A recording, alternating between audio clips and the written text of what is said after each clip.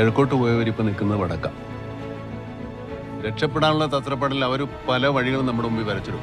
പക്ഷെ നമുക്ക് പോകേണ്ട വഴി തീരുമാനിക്കേണ്ടത് നമ്മളാണ്.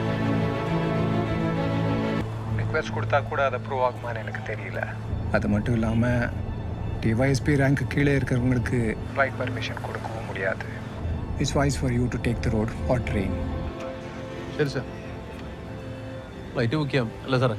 നമുക്ക് വേണ്ടി 30,000 രൂപ മുടക്കാൻ ഡിപ്പാർട്ട്മെന്റിൽ വകുപ്പില്ല. ഒന്നുകിൽ ട്രെയിൻ അല്ലെങ്കിൽ വണ്ടി. കൈമെന്ന് പൈസ എടുത്തിട്ട് പോകാം സാറേ, ബാക്കി എഴുതി വാങ്ങാല്ലേ? അത് നടക്കല്ല സാറേ. 6,000 രൂപ ഡീസൽ അടിച്ച് നമുക്ക് എത്തിച്ചേരാം.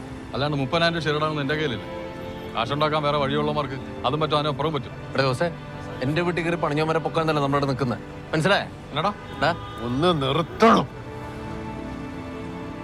ഫ്ലൈറ്റ് പോയിട്ടിൽ നമ്മൾ ഇക്കണ്ട കേസൊക്കെ പിടിച്ചത് ഞാൻ നിങ്ങളോട് എപ്പോഴും പറയാറില്ലേ, നമ്മുടെ ഈ വണ്ടിയും പോലീസാണ്.